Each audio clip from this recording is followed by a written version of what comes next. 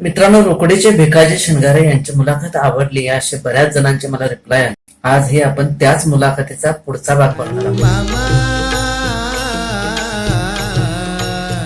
मी शरण आलो तुझ्या पाया, बाळू मामा मी शरण आलो. तर असं आहे बाबा, आता काय आणि थँक्यू त्याला. वडिलांच्या विषयी सांगायचं जरा झालं तुमचं. वडिलांच्या विषयी वडिलांचं सांगतो की.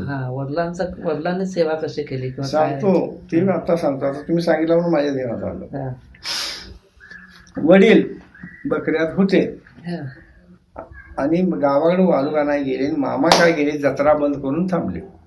गावाकडे वालू काढायला गेलो. हा, जत्रा मामाने बंद केली. कुठले? कापशीचे कापशीचे म्हणले भंडारा. भंडाराच बंद हा.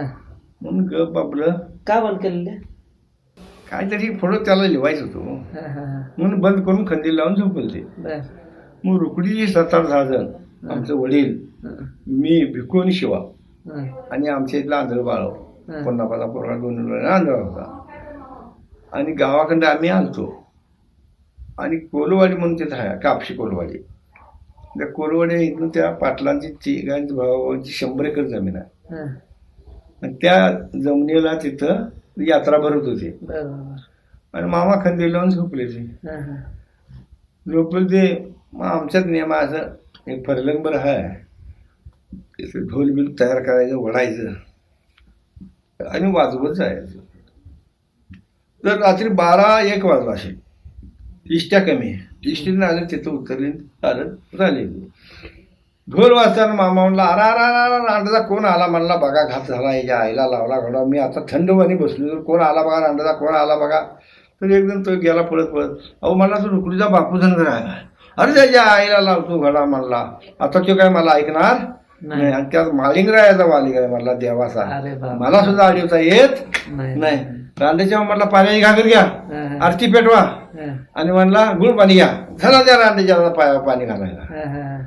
आलं, पायावर पाणी घातलं, आरती वाजली, गुळ पाणी वाटलं. बाप्या म्हणला, आम्ही जत्रा बंद केली, तू का आणलास रे रांड्याच्या?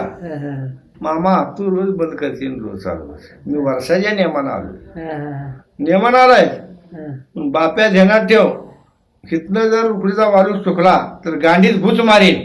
अरे बाप रे बाप. मार म्हणला, घ्या पाण्याने खेळा जरा म्हणला, याच्या आईला लावला गोला, वाजत गेला. मग देवापाशी जरा वाजवलं आणि आमचा भाऊ जरा ते आंधळं ते वाजवत होतं. आणि त्याला आम्ही गजी खेळत होतो, आमच्या धर्मातलं. मग आम्ही होतो, मी भिकू शिंगारे, नानू राघू, नवरापा शिवाप्पा आणि कोदर होता. 4 जण आम्ही नाचत होतो.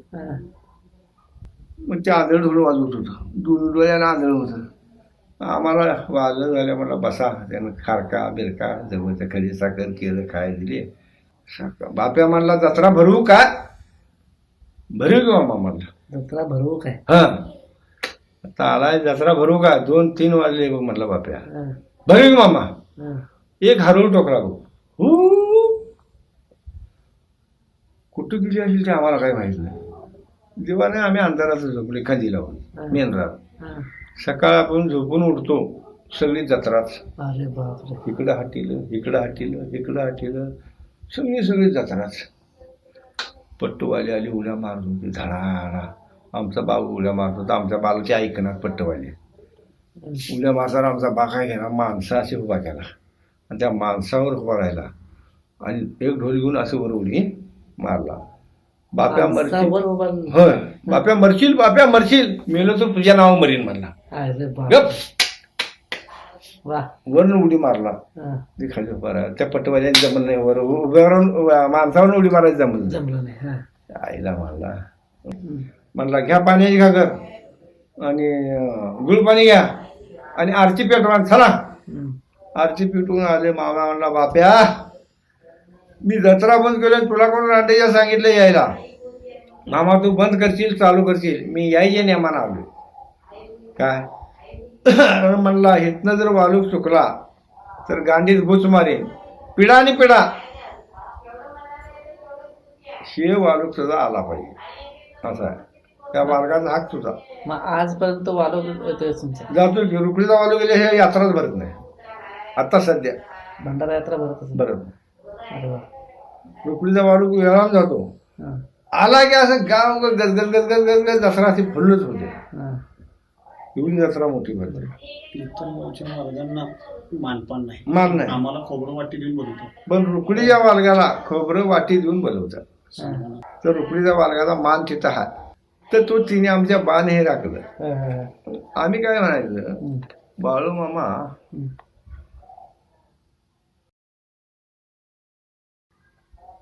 आमच्या घरात सगळी दारून पटका आणि हे घोंगडण दारू आणि ह्याच सगळी मारायला तर आम्ही मेंढरा करून आमचा काय फायदा केला. तर आमच्या घरात काय शिपाई तर करायचा होतास. ती होय म्हणला नाही नाही म्हणलं. आईला म्हणलं भाऊ शिकल्याशिवाय आम्ही ते पोरं शिकणार नाही. नानका भाऊ एक होता आणि भन नानगी होती त्यांनी शाळा घातली. पण आमच्यापेक्षा देव हुशार होता त्यांनी त्याशी काय शाळा शिकू दिला नाही.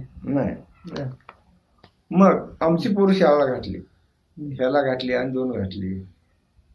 मी त्याला म्हणायचा देवा पण आमच्या घरात काय शिपाई तर करायचा होतास. ती होय म्हणला नाही म्हणलं. आम्ही शाळेत घातल्यात. आम्ही नवरा बायको अंगठार होतो. आम्हाला काय येत नाही. ती 12वी गेला सोडला आणि 2 नानगी होती ती शिकली. आता एक इन्कम टॅक्स अधिकारी झाला आणि एक इन्कम बालविकास अधिकारी झाला.